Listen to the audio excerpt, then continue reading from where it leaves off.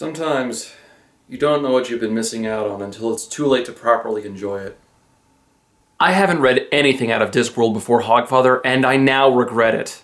In part because I haven't had a chance to read the storylines in the order that they were meant to be read, and also because now Sir Terry Pratchett is gone.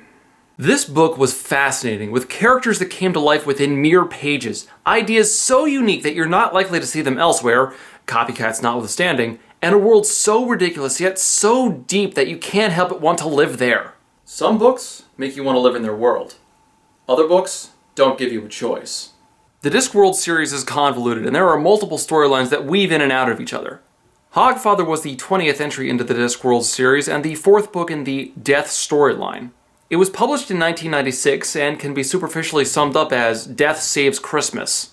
Okay, it's actually more complicated than that, but when every other Christmas special is blank saves Christmas, it's nice to see something that's at least slightly different, if only because of how macabre it is.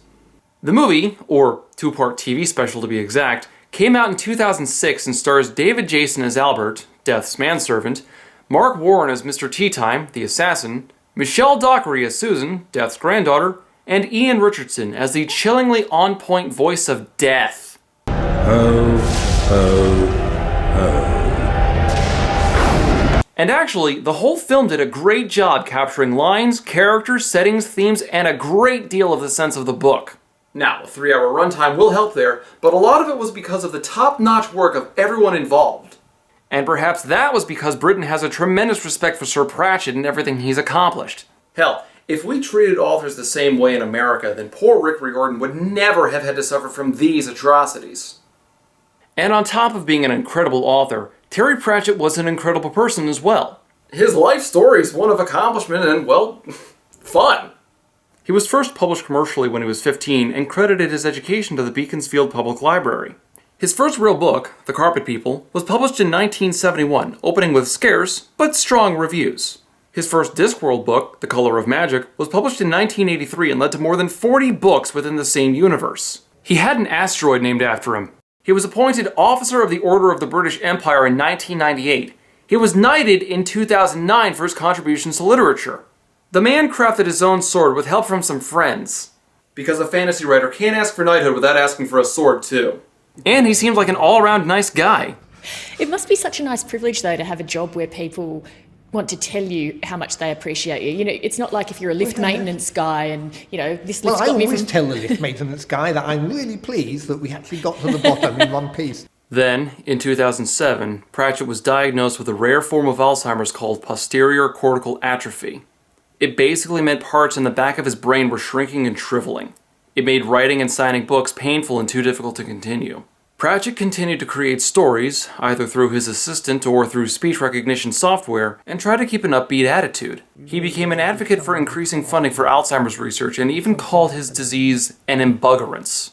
Why do you think it is that so far dementia has not been given the money or the attention? Because people are scared of it. It's like witchcraft, I suppose. No one cares about it enough to do much. And why do you think it is that governments are reluctant? Because it's not sexy. Well, that means... Well, old people, they're going to die anyway, aren't they? I sometimes think they think like that. But the disease became too much, and he eventually started calling for the right to die by assisted suicide. However, he never took his own life. Terry Pratchett died of natural causes in his home on March 12, 2015, at the age of 66. However, he left us an entire universe to enjoy, remarkable characters to fall in love with, and he had a penchant for bringing humor to dark situations. And we've spent enough of this review being dreary and melancholy, so let's not get bogged down. I don't think Pratchett would want us mourning him forever. He would want his fans to go out and celebrate life. There's enough dark shit out there already. The world needs to have more fun.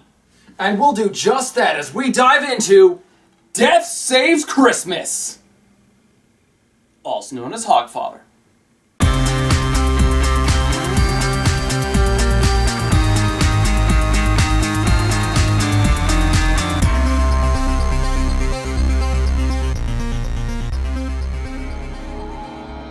Everything starts somewhere, although many physicists disagree. So the movie opens like so many others, with an establishing shot of the planet, resting on top of 4 elephants, riding a giant turtle.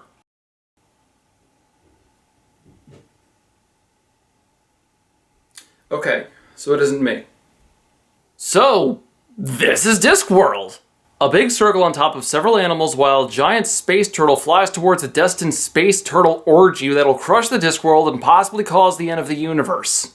And yet, all I can think about is, where does the water go when it falls over the edge of the disc? Does the water replenish itself somehow? Does it cycle back or is it magically reproduced? You know, this really is a wasted potential. If the people of Discworld just put a few hydroelectric dams around the rim of the planet, boom, instant perpetual energy. So we zoom into town on the night before Hogswatch, which is basically Christmas. A group known as the Assassin's Guild is visited by a ghostly spirit. Good evening. Good evening, Lord Downey.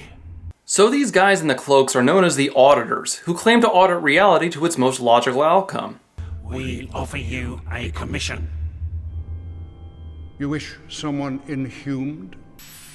Let us call him the Fat Man. And apparently the Hogfather, Discworld's equivalent to Santa, isn't logical. Ho, ho, ho! Is this a joke? But killing an anthropomorphized personification would be quite a challenge, so Lord Downey summons his most uniquely qualified assassin, a man defined by his childlike innocence and murder. I have a report here that says that you nailed Sir George's dog to the ceiling.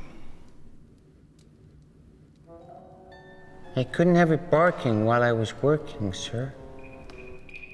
Some people would have drugged it. Oh. Meet Mr. Tea Time. It's pronounced Teatarme, sir. Everyone gets it wrong, sir. He's played by Mark Warren, who gives the character an extremely unnerving voice, like he's far more dangerous than he's letting on. And, of course, he is. And the glass eye and piercing pale eye make him look like a monster. However, Mr. Tea Time apparently has a plan to kill the Hogfather. Difficult, sir. Certainly. But I have devoted some time to it, sir. You mean you've actually sat down and thought out how to inhume the Hogfather? Ah, yes, sir. And the soul-cake duck. They're imaginary creatures. Makes it a challenge. So the game is afoot, and Tea Time goes about putting his plan into motion by hiring some thugs, a locksmith, and a wizard. But while Tea Time's busy doing that, Death is hot on his trail. Literally. Could I give you a hand? Oh, yeah.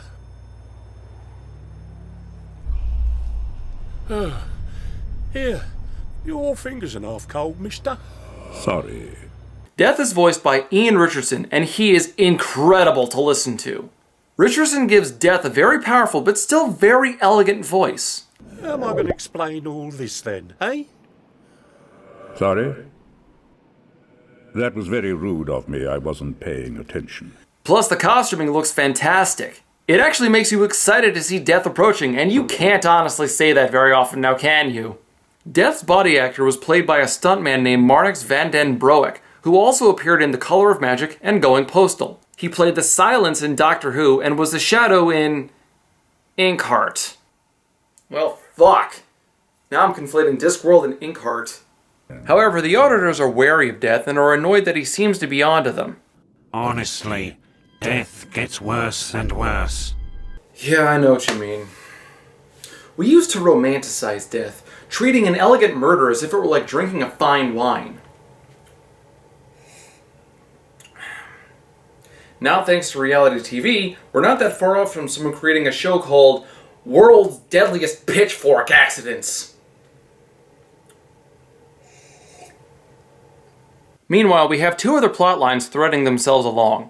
There are the Wizards of the Unseen University, who uncover a hidden shower room built by an absolute failure of a mage.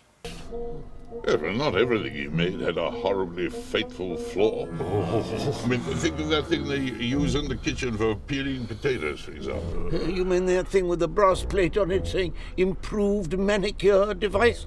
And then there's Death's granddaughter Susan, who's just trying to get through Hogswatch as a normal human while disregarding her heritage.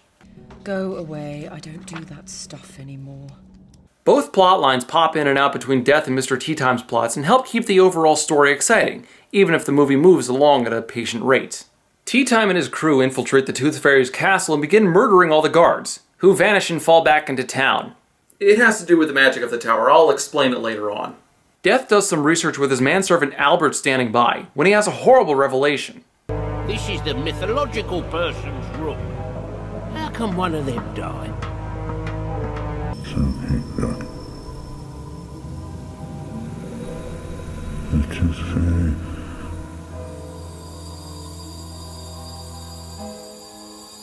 The Hogfather. Oh dear. Death races to the Hogfather's Castle of Bones, but finds he's too late. The Hogfather is, for lack of a better word, dead. So Death takes over his job in order to keep the spirit of Hogswatch alive, much to Susan's annoyance. Well, I guess I have to save Christmas. Yep, no other options. How about any other option? Any at all? No use trying to put the brakes on this, it's going down. Why are you doing this? I am sorry I cannot tell you. Forget you saw me. It's not your business. Not my business. How can you say... You wanted to be normal. But of course Susan, being who and what she is, can't just leave well enough alone, so her hair magically alters itself, then she freezes time and sets off to investigate. I think it's worth noting that while she did this in the book, she had both Quoth the Raven and the Death of Rats traveling with her. Not a huge change from the book, and Quoth does follow her for a while, but really, this just shows how faithful the movie is trying to be to the book. It's one of the reasons this turned into a positive review and not a top 10 differences episode like I originally planned. So, while Susan pokes around Death's home and later the Castle of Bones, Death and Albert work to bolster belief in the Hogfather. I tell you what, one good public appearance will do more good than any amount of letting the kids see you by accident. Albert has an idea that'll really get the kids' attention. Have Death sit in as a mall Santa. But being the fun-loving characters that they are, they can't just park outside a mall and meet the kids there. No, they do the next best thing and hijack a toy store.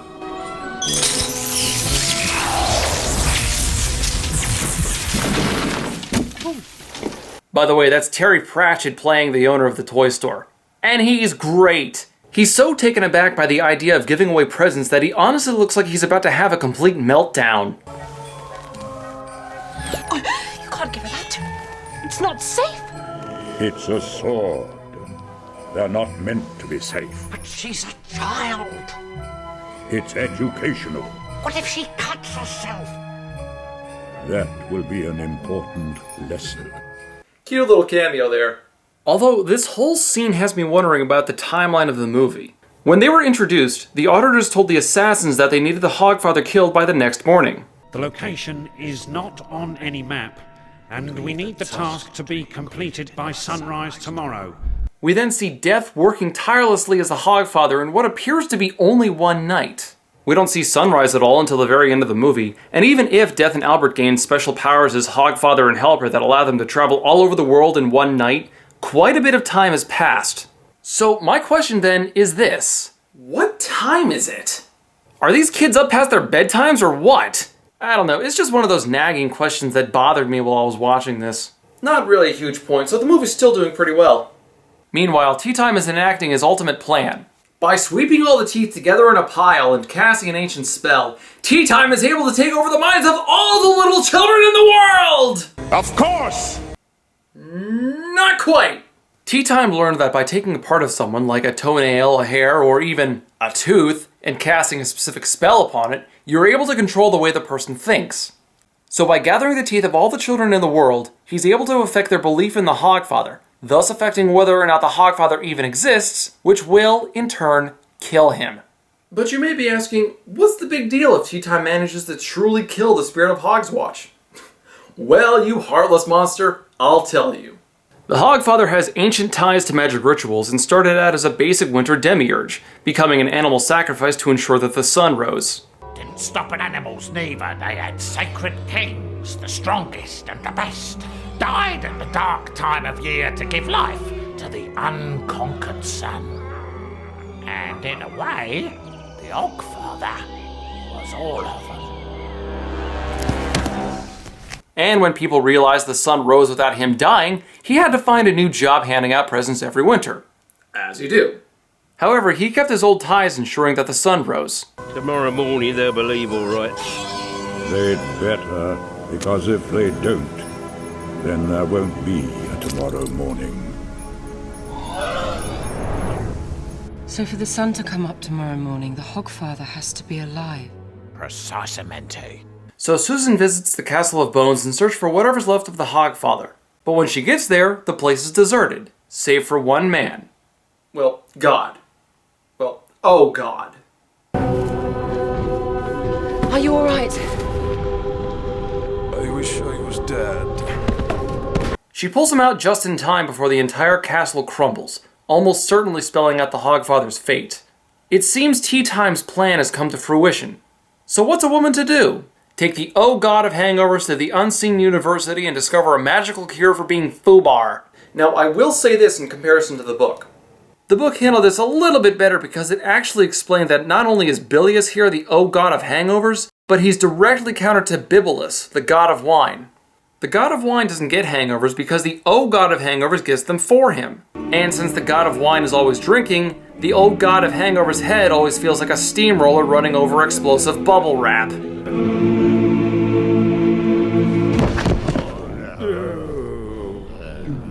You did say he was immortal, didn't you?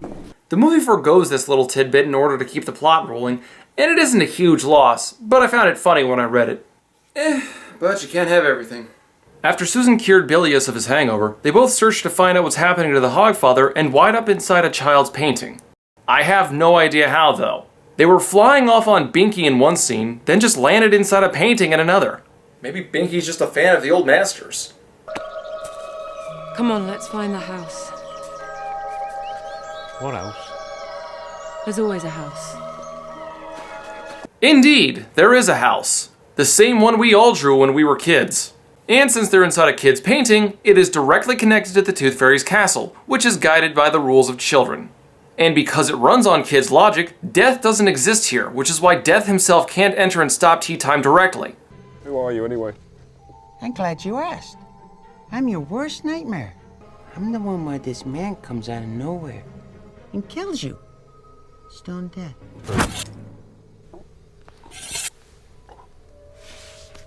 Oh, but you can be murdered. Fuck yeah, you can be murdered. Tea Time himself probably kills a dozen people in here. They just vanish elsewhere before they truly slip into death's embrace. There's no death here.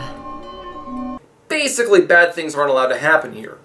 Because I'll tell you something! This is a happy place! However, Susan soon discovers what Mr. Tea Time is really after.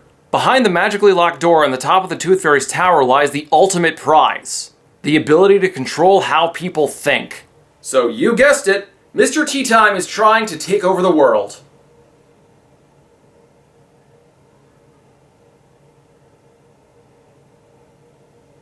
What, you're gonna miss your cue now? Of course!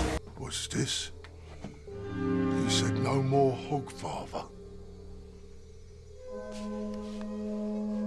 He does know what we've been doing here, doesn't he? There's gotta be a Hogfather. There's always a Hogfather. However, this sudden twist doesn't sit well with the towering bandit Banjo, whose childlike innocence is so pure that he rages against Tea Time when the assassin attacks Susan. Pulling girls' hair. That's bad. And then Tea Time falls to his death and lands in the unseen university. But the movie isn't over yet. Grandfather, what are you doing here?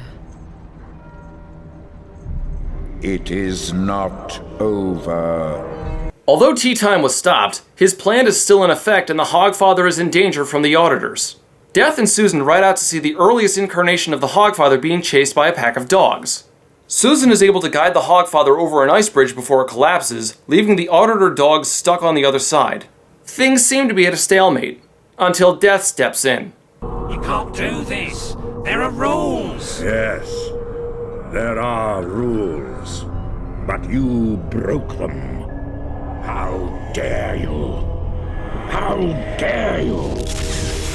And so, Death knocks the auditors over the cliffside, Wild E. Coyote style.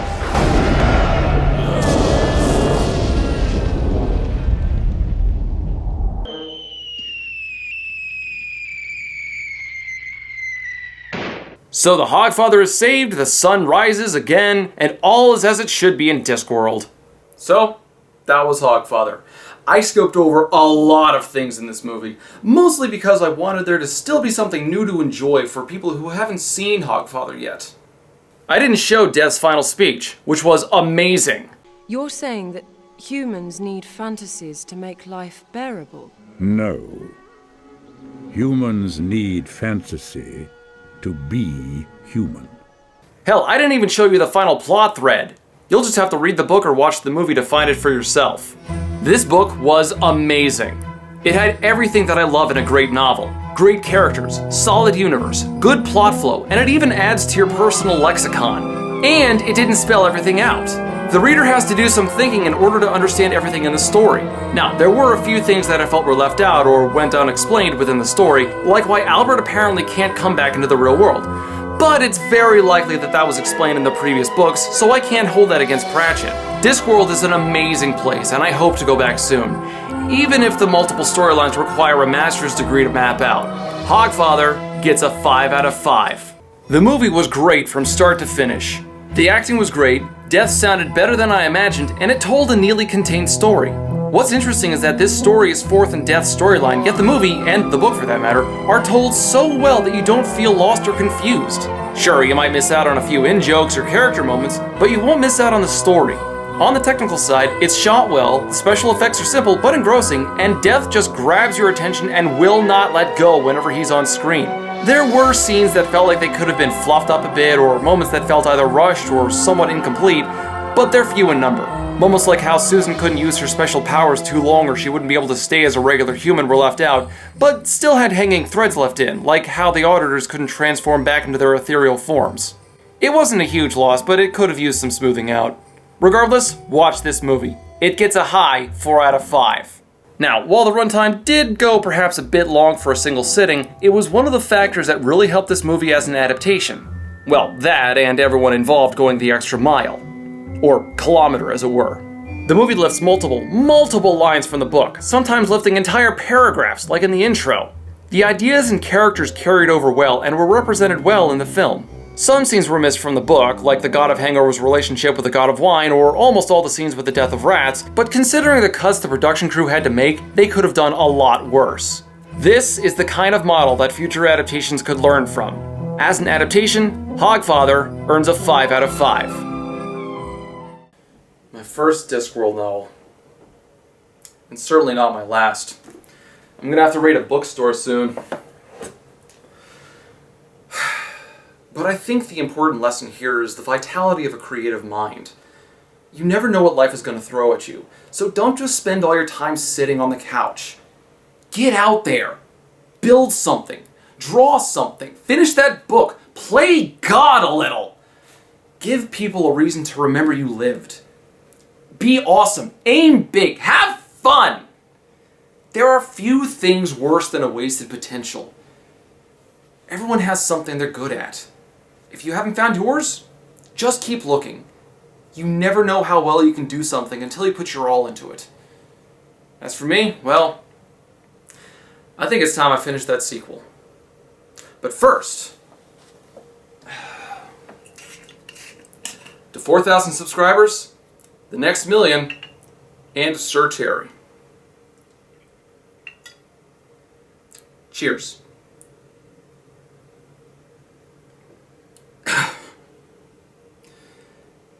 See you guys next episode.